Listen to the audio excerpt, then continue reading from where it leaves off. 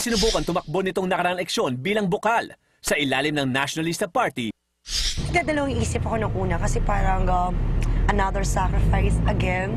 Sacrifice sa showbiz career, sacrifice sa love life, and then so ngayon parang sabi ko, magdadasal muna ako. Hingi muna ako ng sign kay Lord kung dapat ba akong pumasok sa politika. Kung kakayanin ko ba ang intriga.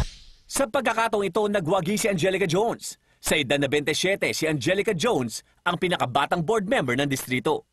Si Angelica, kahit blooper queen, na tinatawag o blooper princess, namuhunan yung ali.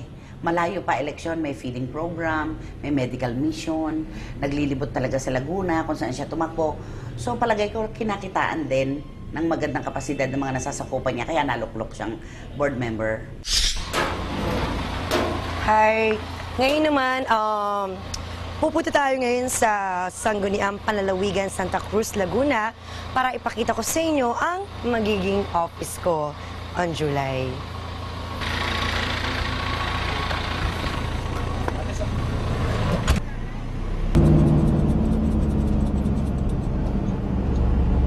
Dito manunungkulan si Angelica sa susunod na 3 taon. Hindi pa maayos ang opisina dahil kasulukuyan pang nakaupo ang papalitan niyang bukal. Inusisa namin kay Angelica kung handa na ba siyang harapin ang bagong mga pagsubok sa buhay niya. Buong loob ko, handa na ako sa mga intriga. Sa showbiz, nalampasan ko na yung sobrang intriga. And I'm sure dito sa politics, mas grabe yung intriga. Tamad na nga lang ba mag-isip ang mga Pilipino? Kaya nila naiboto ang isang Angelica Jones? O naghihintay lang sila na makita kung ano ang kaya niyang ibuga? Nagpapasalamat ako dahil sa salitang yon, na-challenge ako. Kami, 10 ng aming kaibigan, ng aming pamilya, ay naniniwala sa kayang gawin ng isang Angelica Jones. Dahil hindi pa siya nakaupo, may nagagawa na siya, lalo na ngayong nakaupo siya. Kung kinaya ng iba, si Angelica pa, lakas-lakas ng loob nun. I'm here at Sangguniang Panlalawigan at ito magiging buhay ko ng 3 years after my oath taking. Let's go inside.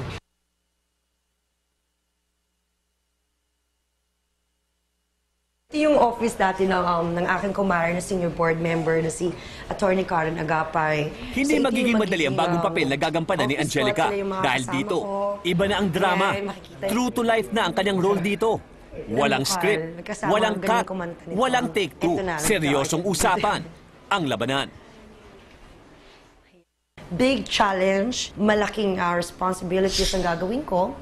And kailangan bawat salita, bawat kilos, bawat project na hihahain ko is kailangan maging aware ako dahil alam ko lahat ng tao nakatuon ng tingin sa akin dahil siyempre titingnan nila kung hanggang saan yung kakayahan ko.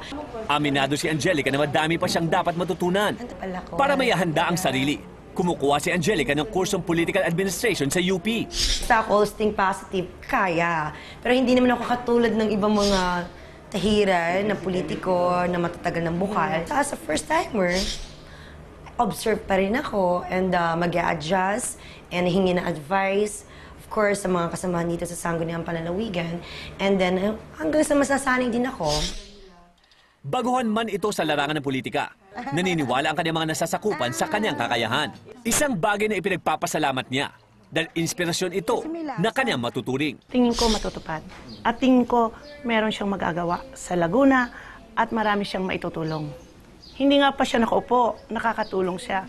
Since pa kung siya'y makaupo. Bakit hindi natin pagbigyan ang isang Angelica Jones Alarva na umupo at tingnan natin ang kanyang kakayanan? Kailangan is makita ng tao na may nagawang isang bukal Angelica Jones Alarva na hindi lang ako umupo sa session, hindi lang na artista lang, na may pakita sa kanila na ang isang katulad ko ay may nagagawa na kaya makapaglaban, na kayang ibigay ang karapatan ng bawat pamilya sa buong 3rd District ng Laguna.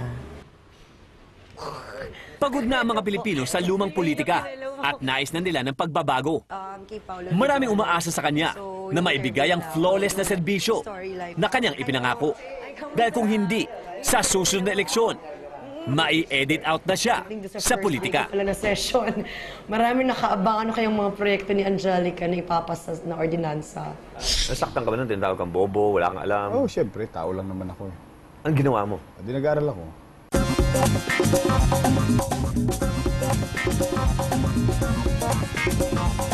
Good afternoon, Pablo. Your subject is Francisco Marino Dumagoso, 35 years old, Vice Mayor City of Manila, 3-term Councilor 1st District, Vice Chairman of the Manila Historical and Heritage Commission. Isko Marino is under special investigation. May kasabihan na too good to be true ang ilang mga kwento. Pero pagdating kay Francisco Dumagoso o mas kilala bilang Isko Moreno, ang kanyang kwento, too bad to be true. Naging basurero noong kanyang kabataan at kumakain lamang ng tira ng iba, pantawid gutom. Pero naging mabilis din ang pag-angat ng kasikatan nitong si Isko Moreno noong early part ng 1990s. Ang dating namumulot ng basura, ngayon, nasa pangalawang pinakamataas na posisyon sa City Hall ng Maynila. Vice Mayor na si Isko.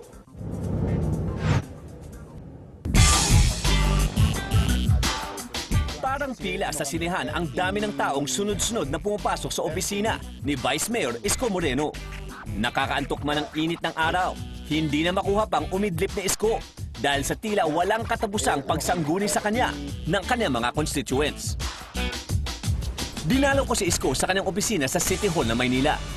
Nag-grant ako ng mga scholarship. At nang matapos sa mga last-minute na trabaho, nakaupo na sa wakas si Vice. Ano yan, mga representation. So umpisa pa lang ng aming kamustahan, ay kwentong eleksyon agad ang aming napag-usapan. 1 billion. Malaki. Oo. Mas madugo bang eleksyon ngayon kaysa yung mga nakaraan? Mas mabilis. So pag mas mabilis, wala na yung the irony of waiting. And minu-minuto nag-iisip ka, ano bang ginagawa sa'yo? Baka kinakalawit ka na, kinakamot ka na, inuunti-unti ka na, may nagpapasa na ng mga election return. Ito hindi. Bilis. Oras lang. By 10 o'clock, 11 o'clock. Napag-usap pa nga tayo. Oo. Di ba? Oo. Kinagabihan ng eleksyon. Kinagabihan ng eleksyon. Ano na, medyo maliwanag na sa amin. Although not officially, but maliwanag na. Nung latter part, ayun na. Proclamation na lang. Oo. Proclamation na lang. So, pumayapa. Lalo na siguro sa probinsya. Bakit? Hindi na maghahabulan eh. Oo. Aabangan ko to, saan dadaan to. Aabangan ko to, saan dadaan to. Yung bang naghahanap ba yung pusa daga? Ito, hindi. Nobody's in control. Only the COMELEC. So you have to trust COMELEC.